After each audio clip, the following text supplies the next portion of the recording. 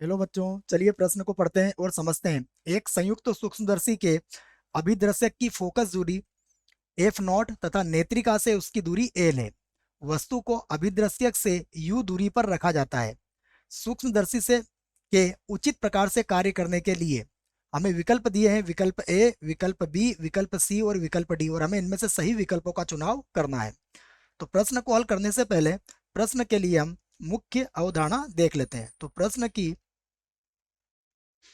मुख्य अवधारणा जिसकी सहायता से हम इस प्रश्न को हल करेंगे, तो मुख्य अवधारणा में हम आवर्धन समता का सूत्र लिखेंगे और उसकी सहायता से फिर इस प्रश्न को हल करेंगे।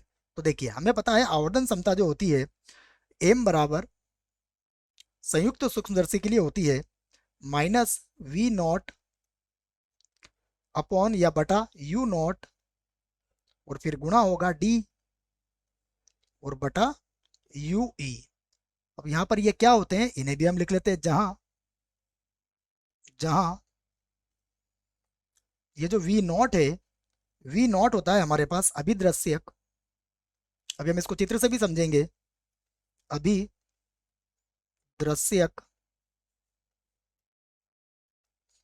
की प्रतिबिंब से दूरी, अभिदृश्यक की प्रतिबिंब से दूरी होती है ये हमें पता है, प्रतिबिंब से दूरी।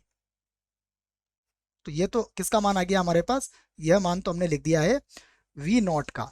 वी नॉट के बाद हम यू नॉट का मान भी यहाँ से प्राप्त कर सकते हैं या लिख सकते हैं। उसको देखो क्या होता है यहाँ पर यू नॉट, अब मैं उसी को लिखता हूँ। देखिए, उसके बाद अगर आप जानना चाहें कि भाई यू नॉट क्या है, तो यह भी होता है अभिदृश्यक, अभिदृश्यक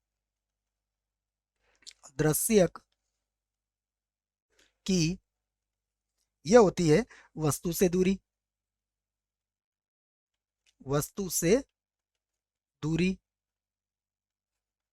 उसके बाद देखिए, ये जो डी है इसे भी लिख लेते हैं हम। यहाँ जो डी है वह होता है नेत्रिका का व्यास, इसको लिख लेते हैं हम। ये क्या है, नेत्रिका का व्यास, नेत्रिका का व्यास है ये। ठीक है। उसके बाद देखिए, एक और बात रह गई है इसमें, यह है यू ई। यू ई जो होता है वो होता है नेत्रिका की वस्तु से दूरी। ये लिख देता हूं मैं, नेत्रिका की वस्तु से दूरी, वस्तु से दूरी। तो यह मैंने आवर्धन समता का सूत्र आपके सामने लिखा है, इसकी सहायता से हम प्रश्न को हल करेंगे। आइए सबसे पहले हम संयुक्त सूक्ष्मदर्शी को बनाते हैं यहाँ पर, उससे हमें और अच्छे से समझ में आ जाएगा। हमें पता है संयुक्त सूक्ष्मदर्शी में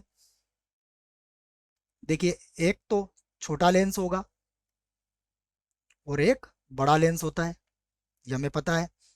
और इस बड़े लेंस को मैं थोड़ा यहाँ बना देता हूँ, क्योंकि मुख्य अक्ष फिर हमारा थोड़ा ठीक ठीक बन जाएगा। तो ये हम इसका मुख्य अक्ष ले लेते हैं। देखो, अब आप देखिए यहाँ पर कौन सी दूरियां कहाँ कहाँ से ली जाती है उसे भी हम देख लेते हैं। इसे मैं हटा देता हूँ, ये लीजिए। देखिए, सबसे पहले मान लीजिए हमारी वस्तु यहाँ पर रखी हुई है। यहाँ मान लेते हैं वस्तु को, और वस्तु को नाम दे देते हैं हम ए बी। ये यहाँ पर कोई वस्तु रखी है हमारी। ठीक है। अब देखिए, ये जो हमारा छोटा लेंस है, इसकी फोकस दूरी इधर होगी एफ नॉट, यहाँ पर होगी एफ नॉट। ठीक है, एक तरफ प्लस और एक तरफ ऋणात्मक होगी और एक तरफ धनात्मक होगी। यहाँ पर इसके लिए फोकस दूरी थोड़ी ज़्यादा होगी, ये होगी एफ ई, और इसके पीछे भी यहाँ मिलेगी आपको एफ ई।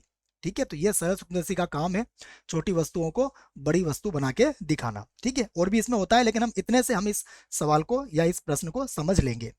अब आप देखिए, हम क्या चाहेंगे, ये जो दूरी है हमें क्या कहा गया है कि प्रश्न में ये कहा गया है कि दोनों लेंसों के मध्य की दूरी कितनी दी हुई है, एल दी हुई है। ये हमसे प्रश्न में कहा है। देखो क्या गया है, नेत्रिका से उसकी दूरी एल है। ठीक है।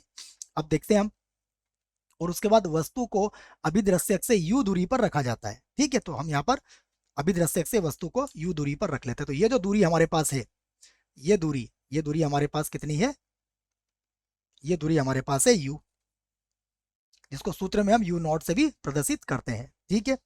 अब आप देखिए, हम क्या चाहेंगे, वस्तु जितनी पास रहेगी उतना ही सूक्ष्मदर्शी अच्छे से काम करेगा।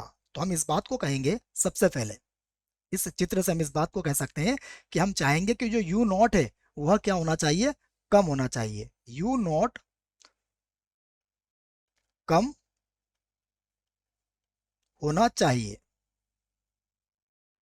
देखो, यू नॉट कम होने का मतलब ये हुआ कि वस्तु बिल्कुल पास में रहेगी तो सूक्ष्मदर्शी अच्छे से काम करेगा। तो यू नॉट कम होना चाहिए, इसका मतलब किससे, एल से। तो हम देखते हैं हमारे पास विकल्प कौन से हैं। विकल्प ए में देखिए क्या लिखा हुआ है, जो पहला विकल्प है उसमें कहा गया है कि एल छोटा होगा यू से, तो ये विकल्प तो हमारा क्या होगा, गलत होगा।